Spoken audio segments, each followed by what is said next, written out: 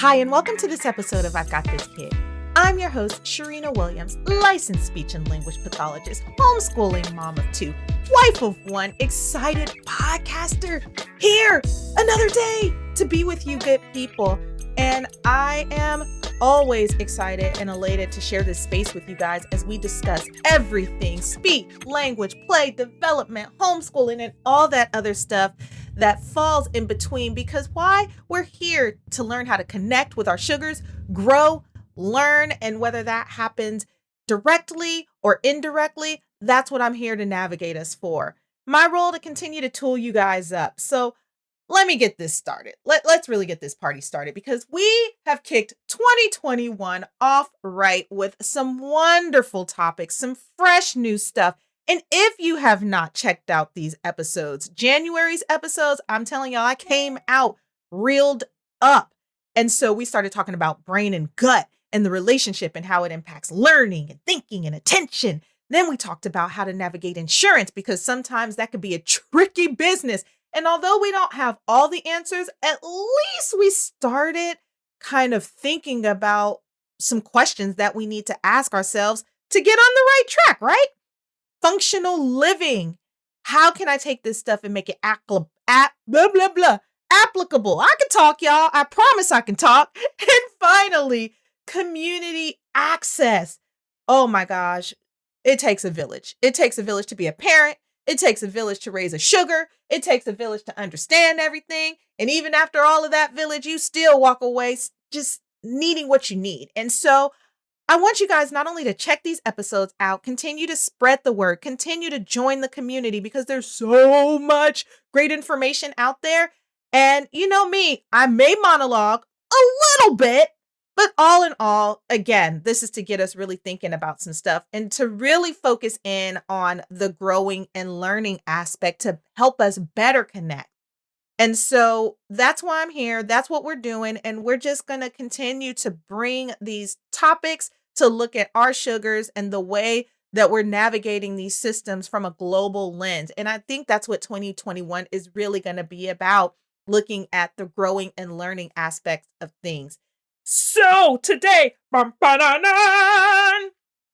we are going to be getting a second opinion. When should you world changers get a second opinion? And no, I did not pull out any fancy research behind this one, but there's always a but. I have a boatload of professional and personal experience that once again will get us thinking about these processes and why we're doing what we're doing and all of that other jazz. So let's get this party started, y'all. Why do we want to get a second opinion? Well, we get second opinions about everything else. I mean, think about it. If you're looking for a new look, if you're thinking about a new haircut, if you're thinking about changing up your clothing or your furniture or whatever it is, paint color, like my mother-in-law just went through this kitchen renovation and she wanted to repaint her cabinets and jazz things up, make things a little bit spicy. And so what does she do? First things first, got a second opinion.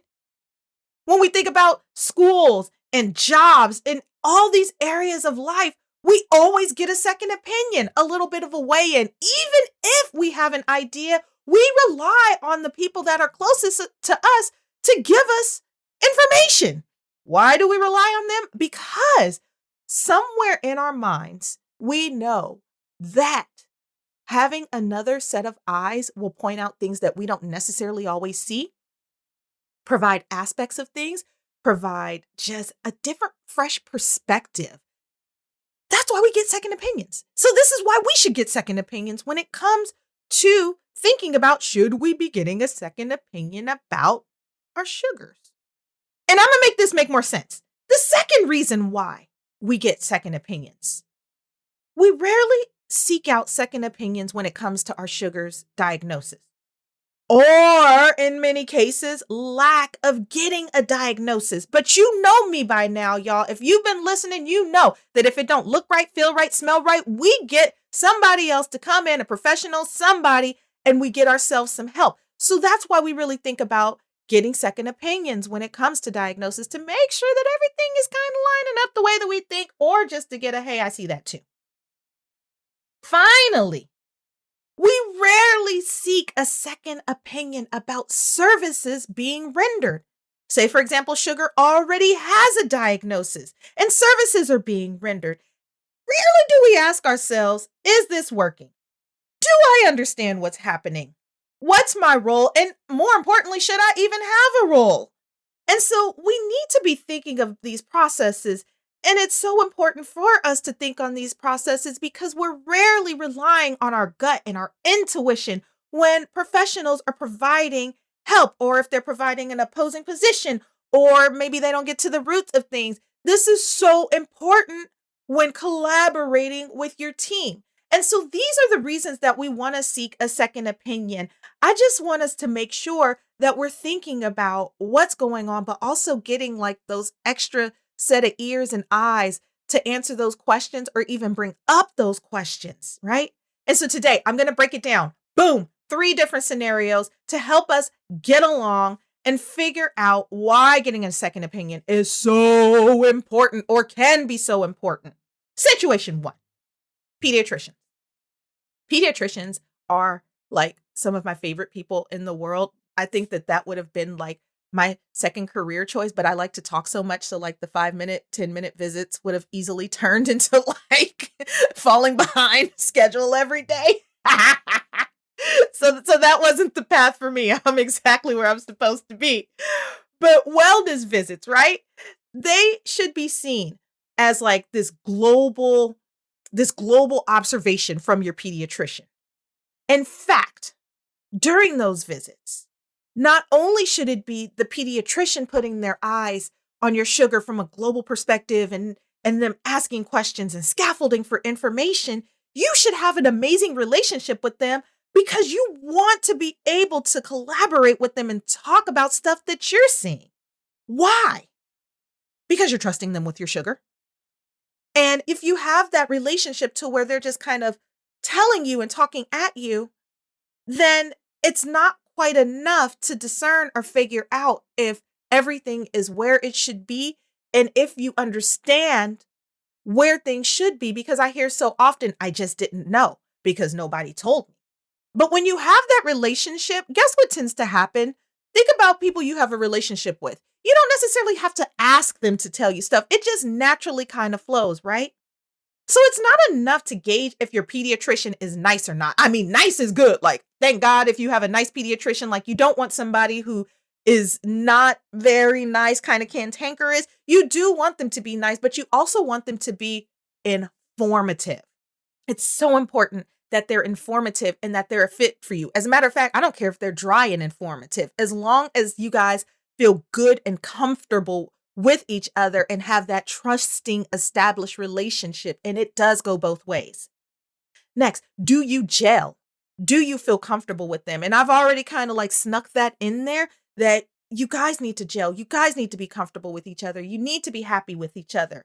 And you need to be asking yourself, if you're asking a question, is your question being answered? There's nothing worse than asking a question and the question not being answered, or re-asking that question and another answer being answered, but never directly in relationship to the question that you're asking. This is not the time for someone to be elusive with you. Like, you want them to give you the information that you need to get to where you need to go, right?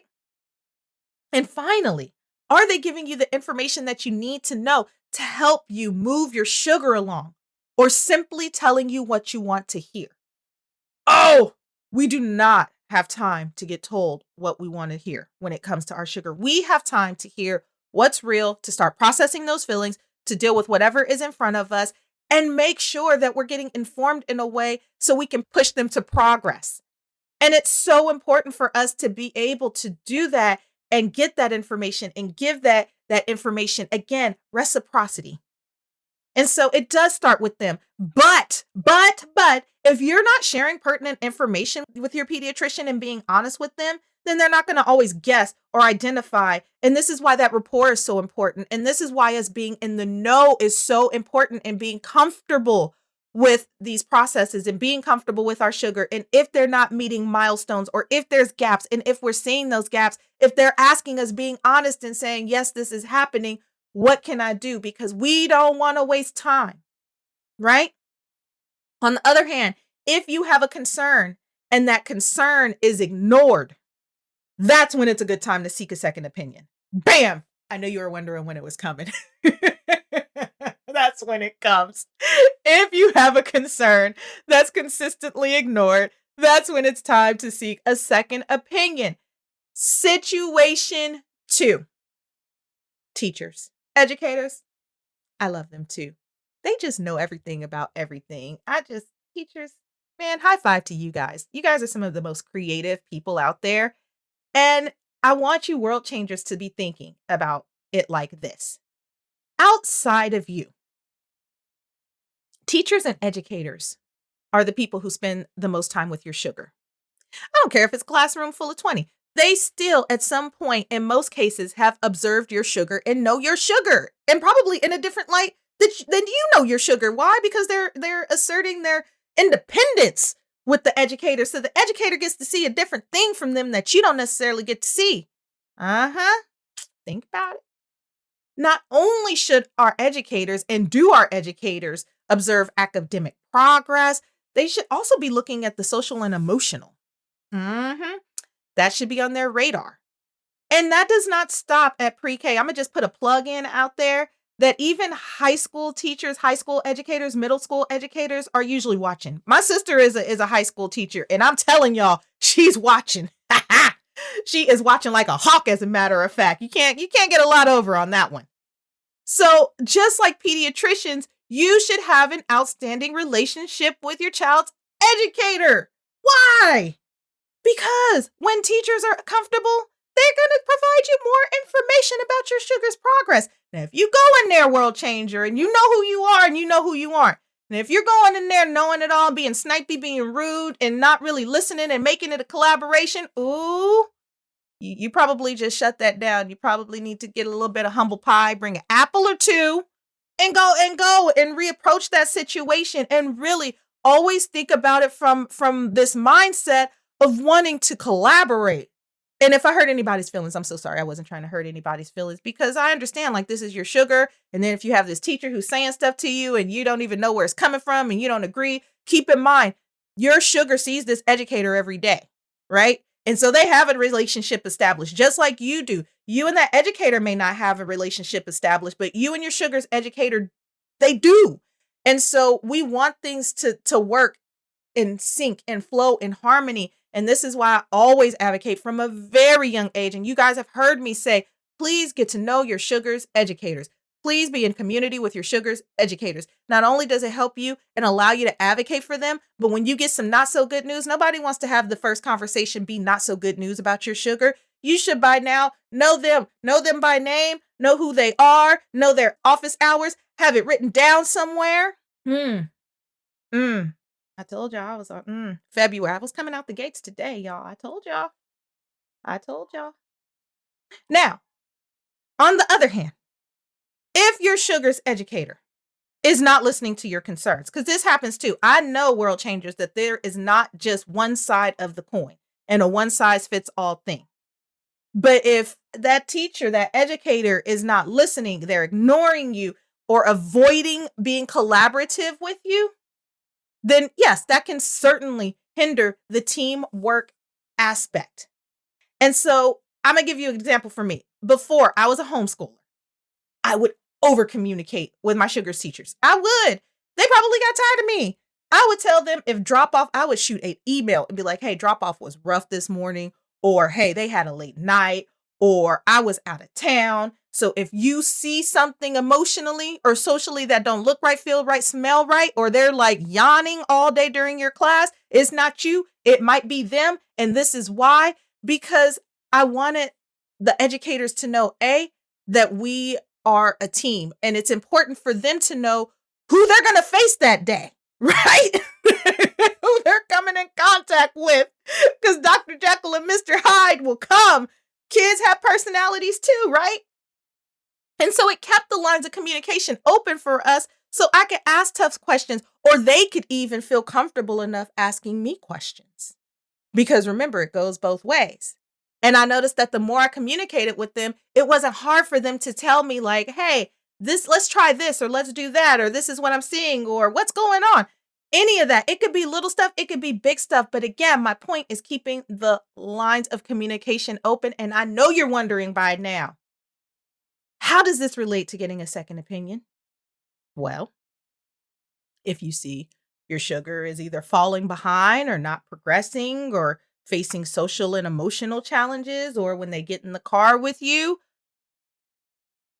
you're seeing a much different person that you dropped off, your sugar's educator should be able to give you some input to see if they're saying the same thing because they're observing all day. However, if they are not seeing what you are seeing, guess what? It's time to get a second opinion. Ha ha! And number 3, service providers. That's my world. Bum, ba-da-da. Therapist. I love my fake horn. Us therapists, we're so tricky. We are a tricky bunch. Yes, we are. I love therapists, speech therapists in particular, because we are super knowledgeable. And I'm not saying that because I'm a speech therapist. Like, no, we have to be super knowledgeable because we know a little bit about everything. But we also have like a big heart for helping people. Most therapists, like, even if they're not the most fuzzy and warm, like when you peel back those layers, their hearts are genuinely for the people. However, sometimes it goes back to that onion and peeling back those layers, getting the information out of our head and those ideas out of our head, what we're trained to do, and what like we are literally like trained to do and think a certain way. We don't always do a great job relaying that information to you guys in a way that's understandable. I've done it before. I've been guilty of it. I probably still am guilty of it. And I really try to be cognizant of it. I really try to think about it and not do that. But it does happen from time to time. And it doesn't always mean that we're bad at our job. It just means that we probably need to do a better job on how we're like communicating and coaching you guys. So when and why should you seek a second opinion about and pertaining to your relationship with your child's therapist? 1, if you never have any idea of what the goals are, even after asking or after being asked what it is, it wasn't clearly explained and you've asked again and again, it's time to get a second opinion. It's time to get more education from somewhere else, from someone else who can better either explain things or help you understand things. That is a great time to seek out a second opinion. 2, you're never included in any of the processes or even provided an overview during reporting time that doesn't have such strong words that you're like, this is like a foreign language to me, even after asking. 3, your sugar is receiving services, has received services for years, and no progress has been made, especially if it was a mild or moderate diagnosis, especially if you have been trying to like work on the goals at home. And that means you're doing your part as well, not just them and putting it off on them, but everybody, again, working as a team. You notice I'm not an either or. I am a together. Let's do this together. We are a team. 4, you are not comfortable with the therapist, and your sugar is obviously not comfortable with the therapist. If they have been seeing each other for 6 months and it's not a transitional issue to where they have difficulties with transitioning because they don't want somebody applying pressure on them, but you don't necessarily feel comfortable, or maybe the strategies are a little bit just not quite in alignment, like whatever it is, it's time to seek a second opinion. Why? Again, collaboration. If you're not comfortable, if you don't get along, if their method doesn't work for you or your family, after you've seriously tried it with a happy heart, and if your words continue to fall on deaf ears or the explanation is not enough, it's time to seek a second opinion. It is time. And that's okay. That's okay. Because again, if you're not feeling right, what do you think your sugar is feeling? They're still picking up on your feelings. The observation hasn't gone. Like, the observation hasn't suddenly died because they're a certain age. Like, they're still observing and they're still practicing what you're showing. They're not practicing what you're saying. They're practicing what you're showing. Now, I want to be very clear about this because this is not meant, and I hope in no way, shape, form, or fashion have I made any of you world changers or professionals feel like I am beating up on either party, because I am not. I want to be extremely clear that second opinions are not meant to automatically fire the person that's working with your sugar. Bad idea. A third party may be able to act as a mediator to move things in a different direction to get you on the same page. There are some families that I work with where I'm more of a mediator than I am a speech therapist, because maybe the sugar is getting therapy from another party. And so my role is to just give perspective and kind of bring everybody together in a different way. So don't automatically just fire the professional. First, try out a few things, have the conversation, see if you can collaborate, see if you can get on the same page, try some of this stuff out, rewind some stuff back, get your yellow notepad out, right? Take some notes on and reflect on what needs to be done, right? 2, please, please, please, please, do not ever demean the professional working with your sugar. Bad idea.